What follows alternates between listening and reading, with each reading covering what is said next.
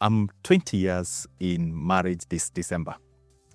And when I started, I was so afraid because I was never surrounded by marriages that looked like they would work. It felt like people had forced themselves into union. A few marriages that were around me were breaking. People were hurting one another. And trust you me, 20 years ago, I was afraid. Will I do this? My name is Josh, and this is going to form our conversation this day. Is marriage real? Or is it a facade? Is it a mirage? Does marriage really work? Is happy marriage a reality? Can you, probably newly married, enjoy marriage that it has happiness, has joy? The big conversation right now happening is the term wanandoa. And you know, when that term is pronounced, in real sense, in Swahili, it means wanandoa is those who are in marriage. But in the Kenyan context, we actually know that when wanandoa is called out, when you see that posted online, it is actually a ridicule to those who are in marriage, because either there is a cheating spouse or either a spouse has killed another. And so it feels like marriage is such a mirage or a facade that you don't want actually to get in. Actually, they say marriage is the only institution where those who are in desire to be out and those who are out desire to be in. But really, what is it that really makes a marriage work or a marriage not work?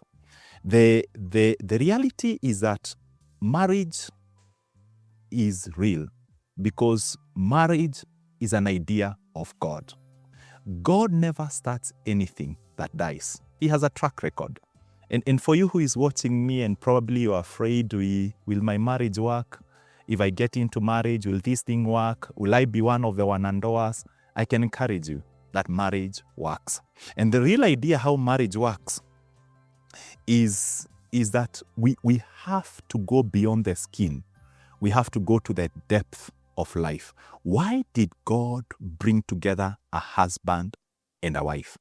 In the Bible says, and God talks to Adam, and he says, looking at Adam, he says, it is not good for Adam to be alone. And he desired to create a helper for Adam.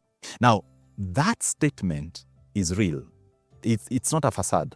God brought in a real woman and formed a real union at the Garden of Eden. So we can say marriages are manufactured, are owned by God. And so they must be done in God's way. If I buy a phone, like what I'm holding, it has a manual. But like many of us, we never refer to the manual until something is not working on your phone. That's when you try to find your box where it is and you go back to that box. And really marriage works because if we run marriage God's way, then marriage works. Here are 3 things that we must align our marriages to as we run our marriages. Number 1, companionship and partnership. Companionship and partnership. God created marriage for companionship and partnership. Now, Genesis chapter 2 and verse 18 again refers to these words that it is not good for the man, or even you can put for a woman, to be alone. It is not good. I will make a helper suitable for him. God made marriage to cure loneliness. God made marriage to cure the walking alone. God made marriage so that you can have someone who can listen to you, someone who can walk with you the journey. I've done life now for almost 47 years. And for these 47 years, I've come to know that as you grow older, is the more you need someone who has a listening ear, someone who can hear you, someone who can help you think. And that's one of the blessings that I found in my wife, that I can be able to talk to Magdalene, I can be able to have a conversation with her, and she is able to listen and ask me questions, because again, marriage forms that great partnership. A helper in the root word is eze, which means strength. Eze actually means strength, so it is not a helper who is weak, but it is a helper who is a strength.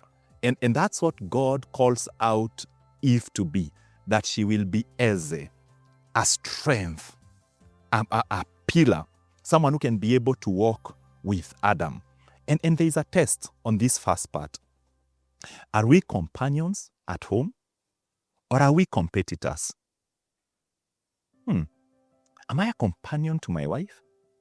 Or am I competing with her? Because if the latter is true, then your marriage is a facade.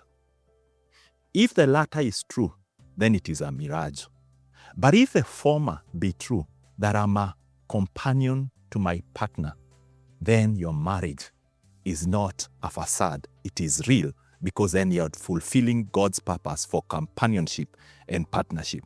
But then number two, the second purpose why God made marriage and why we must align to that purpose for our marriage to be real is a place of sharing the mission of God and stewardship.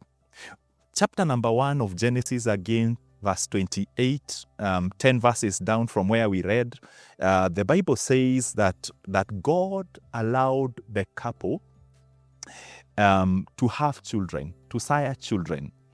But before that, he also allowed them to rule the earth, to subdue it, to take charge of God's earth. In other words, the earth wasn't theirs, but they were just to direct God's earth. That's why they could enjoy times with lions, elephants at the garden, and it was amazing. And the test comes then, since marriage is supposed to have a shared mission and a mandate. Here is the second test for you who is watching me. Are we co-laborers to God's kingdom, or just building our image? Are we co-laborers? Are we doing life together, but not just together, but also together with God, in partnership with our God who created us to fulfill his mission here on earth? And then the last one, as we align on marriage, the last purpose, that test whether our marriage is real or it is a facade: procreation and legacy. Marriage is a place of procreation, but also a place of leaving a legacy.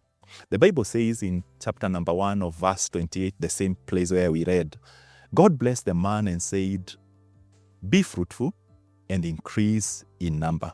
Fill the earth and subdue it.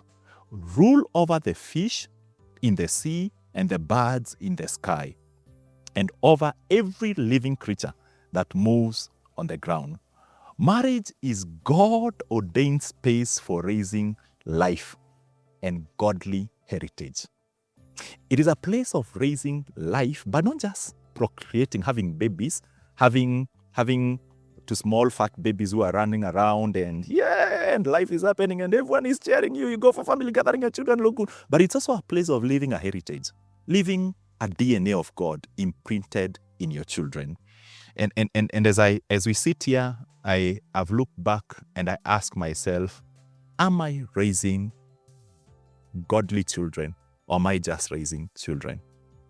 Raising children is a challenge, but also raising godly children is a bigger challenge. So in the next video, we'll have a conversation, and we'll be asking ourselves, how can your marriage be real both at home and in public? How can your marriage be real both at home and in public? Thank you. I look forward to seeing you in our next clip.